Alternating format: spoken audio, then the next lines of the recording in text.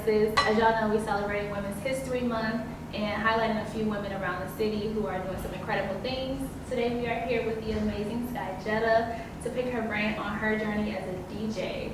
Before we get started, how you feeling today? I'm good, how are you? I'm doing good. Anything good or exciting happened so far today?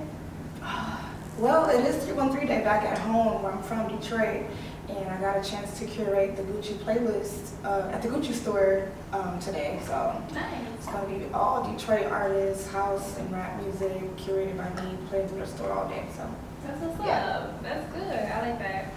Okay. Let's get into it. So I'm gonna start off with a couple of background questions for you. First, just want you to introduce yourself to everybody. Let us know how you got into DJing in the first place. Okay, I am Sky Jetta. I kind of got into DJing on accident, I would say. I was going to school at Columbia, Chicago for art and fashion. And I had to, unfortunately, leave school due to, being kind of expensive. And as a coping mechanism, I would, when I went back home, I would fiddle with my dad's DJ equipment because my dad is actually a DJ. So I used that as a coping mechanism of being kind of depressed with dropping out of school, unfortunately. So yeah, that's kind of how I got into it. Yeah, I feel like stuff like that usually happen in the most unexpected ways, but still divinely, right? Like you said your dad was a DJ too, so it's kind of like inevitable in some way for you to like get into it. Right, yeah. That's what's up. Okay. Do you remember your first gig? How did it go? Ooh, my first gig was an absolute disaster. And I say this because I started off on CDJs, and I didn't have a laptop, so I actually used to burn like CDs and like add playlists to them. So before getting to my gig, I accidentally dropped my spindle of CDs and a few of them cracked. Yeah. So when I got to my gig, I didn't realize it, and I had to basically make it work with what I had because like the majority of the CDs had cracked, and I had like a whole like set planned out for this first night of DJing. I was just super excited. However, it worked out. I did a great job, and yeah, the rest is history. You gotta start somewhere. You do. And I'm sure nobody even knew. Like, Nobody knew. You probably killed that shit. I didn't. That's stuff. Okay, and then what would you say was your like big break? Ooh, I would say, honestly, that is a tough question because some days I'm like, am I at my big break just yet? But I think stuff got kind of real, I would say, when I went on tour with Charlie XCX and the artist that I DJed with, Baby Tate. I had an opportunity to do a full set by myself on tour. One day Tate had to miss the show, and I had to step in for her, and I was just totally nervous. But then and there, I like rocked the crowd that I've never DJed in front of. Like this type of crowd was just the type of crowd you would never expect a Sky Jetta set to accommodate.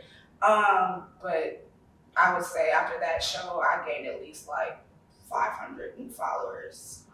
Yeah, it was crazy. Nice. Do you still get nervous before your sets? Yeah, hell yeah, I'm nervous right now. Me too, girl. We here together. Okay. Nice. And then do you feel like you're using DJ to fuel another dream? Like, what would you say your end goal is? I feel like DJing is always that card avenue to get to your other passions as well. Not to say DJing isn't my passion. I love DJing. However, my first love was fashion, and I also did acting, and I also played music.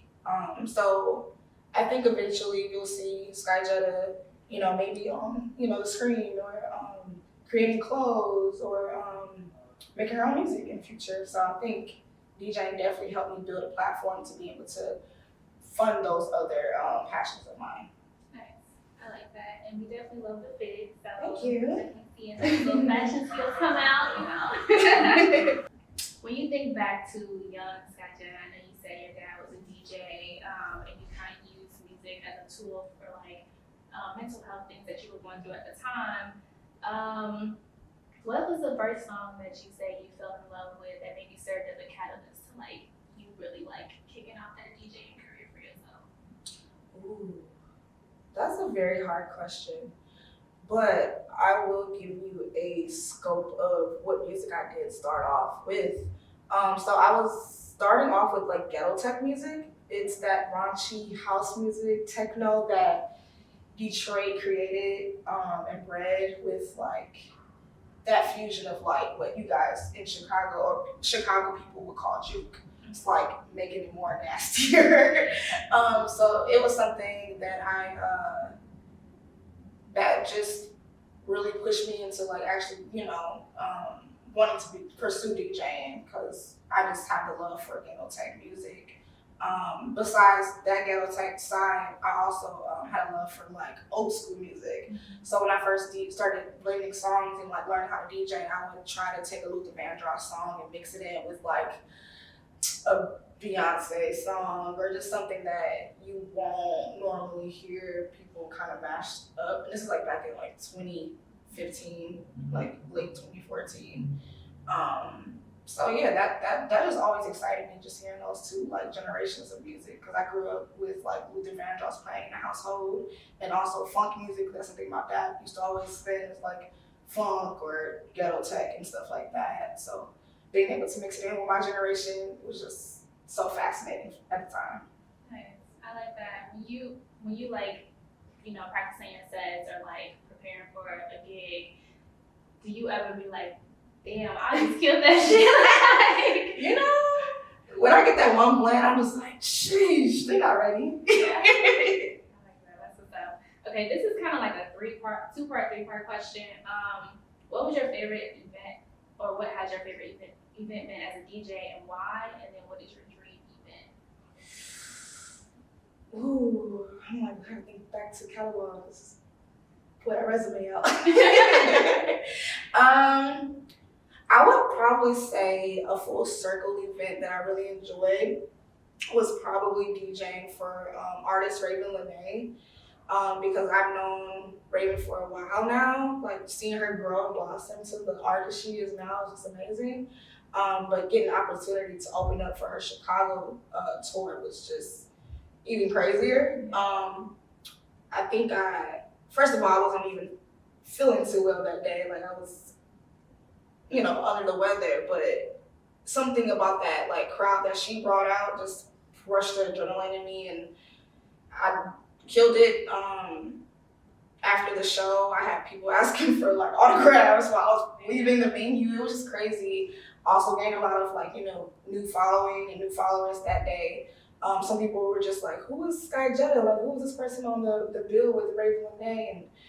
And, was able to turn all those people that didn't know who I was into a fan that night. It was just, fun. I saw a couple stories of that concert. Oh, so yeah. I saw everybody posted that night. Yeah. It was lit. It was super lit. I had so was much not fun. there, but I'm like, damn, I missed out. It was fun. It was so much fun. Nice. And then what would you say your dream event would be?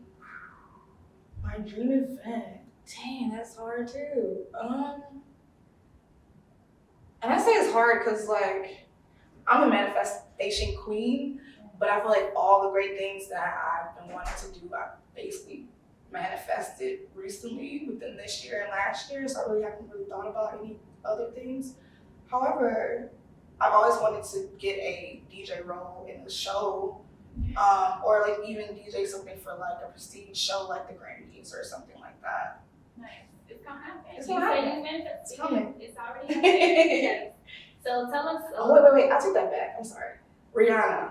Yes. If you're watching, pick me up. Yes. Whenever that music comes, I'll be waiting. Yeah, I need to definitely get together and collaborate. Not for real. Tell us about your DJing style. Are you locked in? Are you focused, or are you participating in the party? Ooh. Both. Yeah. Because sometimes it's like, don't bother me. And then other times it's like, let's turn up. Let's have fun. Like the other day I DJ'd for a brand. I don't know if I can say their names because it's real bad. But I DJ'd for a brand, and like it was a whole interaction with the city. Like it was an outside event near the Apple store. And I played a song. I went out there and danced with everybody. It was fun. Went back behind the booth before the song ended. Mixed in the next song. But then sometimes I can be real. Like if I'm not feeling the night, or if I'm like really like, if I didn't prepare, I'm gonna be zoned in because every song is like, like I don't normally prepare, honestly. Okay. Typically, but that's because I like to read the crowd. I like to see what's going on, you know. Okay. So it's just all off the dome. All off the dome, unless it's like a specific event where it's like all clean music, or you know, you're DJing at a wedding, or Right. stuff like that. Like if it's, you know, I like to just be me as possible, most as possible that I can be. Like just straight, unfiltered, Sky Jetta, do her thing, you know. That's what's up. Yeah. That's impressive. It's scary. That's a skill. Like you have a real skill. Like at that point, Yeah. I'm like, you're gonna say like not prepared. Never. That's Raven and they show was not prepared. Really, but I think that's also what makes it even more fun for the crowd too. Yeah. It's just like in the moment, like the crowd feeling it. You just Yeah. know what the energy is. Right. And I'm feeding off the energy, so that's also a big thing too when I'm DJing. It's like the energy is low, it's gonna throw me off. But if the energy is receptive and I'm feeling it and we're both vibing together, it's like I'm letting the crowd, you know, steer me in what direction we're going. So when the energy is low in the crowd, like how do you pick that up? Like how do you get the audience engaged? Cheat codes. Yeah, play that cheat song or the song that I know that's gonna get people going. What's the hot song? Once I kind of see the vibe. But fortunately, I haven't really had to deal with that dry awkwardness of DJing. You know, it happens, but it's like most of the time I'm able to like figure out. It's like putting a puzzle together in a way. Nice. It's like very nerdy. No, that's what's up. You know, you gotta be a nerd for what you're passionate about. Right? Yeah. All right. What would you say makes a great DJ? I think it's 3 different categories in that. I would first say song selection, knowing how to choose a song. Secondly, I would say skill, the technical side of it, knowing how to like, you know, blend music or, you know, transition and stuff like that. And the third thing I would say is building a brand, you know, like making yourself stand out from the rest of the other DJs, or creating a world, you know, experience that nobody else can duplicate. So that's my top 3. I like that. And Sky Jetta is definitely one of them. So, yeah. Okay. I got some industry questions for you. So, as a woman in this industry, what challenges have you had to overcome in terms of opportunity and recognition? I would say I've had to deal with pay differences, opportunity differences. I've even had to deal with people not seeing me as a full-on artist. Because when you look at DJs, some DJs are specific to certain genres. I consider myself an open format DJ. So a lot of festivals or a lot of events might be like, okay, she doesn't do all house music, so we're not gonna book her. She does hip hop on the side, so it might be too, you know, urban. Or even venues, you know, some venues pull back on like booking Black women DJs. However, they go get other DJs who play Black music. Right. And it's something that happens a lot in all communities, not just in the Midwest or East Coast or West Coast. I think it's a problem that needs to be spoken up on more so. And hopefully with pressing the issue and making people uncomfortable, it will change or it will solve something in the future. Yeah, for sure. What tips or advice do you have about advocating for yourself, like when those things do happen? I'm always big on creating your own space, creating your own parties, letting those venues see that you're well diverse, that you can do it without them, that you don't need their, you know, approval or their dollar for anything, and just not patronizing those places. stop going to those places, letting them know, calling them out. Like, I'm not a big call out person because I'm always like, to myself, but it's also a conversation that can be had behind the scenes. You don't always have to be problematic to get a point across, I feel. But, when you say something to somebody, it's always going to be in the back of their temple, always, whether it's conscious thought or, whether they put the action forward to change those things. You said what you have to say at the end of the day. So. Yeah, I love that. I also love the whole, idea in terms of advocating for yourself, just removing yourself from that space, don't spend money there. Why give them business if they're not even gonna support you and what artistry is? Yeah. Yes, love that. I guess this can kind of correlate with the first question too. What would you say is the best or worst part about this business? The best part about the best part about this business is the opportunities. I feel like I just always been a person that hit the ground running and always just trying to find the best next thing. It's like a game to me, honestly. But the best thing I would say is just the opportunities. Every opportunity is getting an infinity stone to me. It's okay, I worked with Burberry this year. Okay, I worked with one of my favorite NBA players this year. I worked with Candace Parker. It's just these opportunities are always, amazing, and I just love it. I just love growing as an artist. But I would say the worst part is sleepless nights. Some days I DJ until 4 o'clock in the morning. I have to wake up and do something else. My other gig the other day started at 8 a.m. and I had DJed the night before, and it was 8 a.m. the next day until 4 p.m. nonstop. So, yeah. So how do you balance that? What kind of self-care do you do when you do get the time to sit and speak with yourself? How do you rejuvenate in those moments where it's I gotta get up and I gotta go?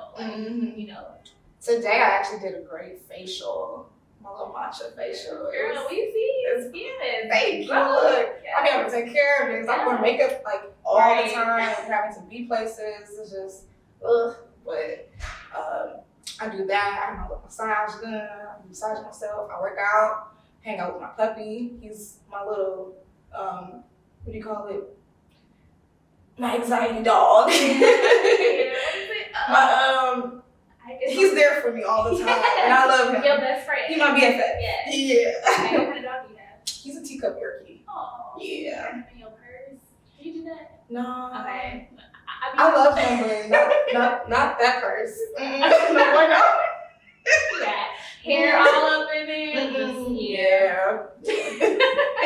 That's cute though. I love that. Okay. So you still find time for yourself and make sure mentally you're well to be performing at these sets and just being in these places. Kind of sort of. Yeah. We do our best. We all do our best. I think that's just not even a DJ thing. I just think people as a whole, we just always be on a go. Mm-hmm. And I think we just all as people need to just, need to relax, schedule massage days, go out and get some food, take care of your body, work out. All of that's important. For sure. Nice. If it was anybody that you could do a set with, who would it be? Ooh. I would love to do a set with DJ Jazzy Jeff. He's one of my favorites.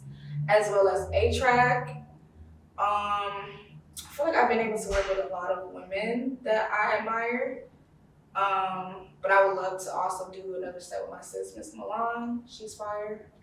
Also Nyla Simone, I want to do a set with her. She's super fire. So yeah. Dope. I like that. Okay, so before we wrap up, I have 2 final questions.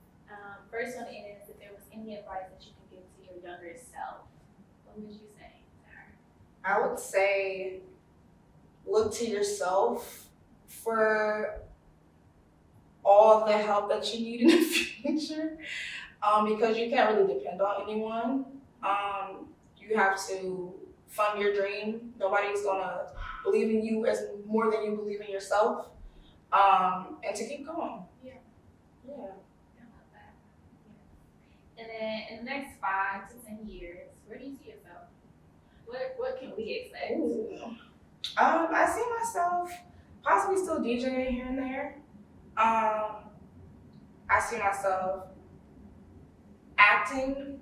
I see myself maybe like everything that I have passion wise. I think I see myself doing that. Yeah. I also see myself. Actually, I'm not gonna say this because it's actually a secret, but I see myself making music soon. So yeah. Okay. I'm looking forward to that. I can see that too. I definitely can see. I know you got the personality, the style, all of that for it. So Thank you. yeah, that's something to look forward to. That's all that I have. Thank you so much for being here, sharing your time, and yeah, I'm looking forward to what you have coming up. Thank you.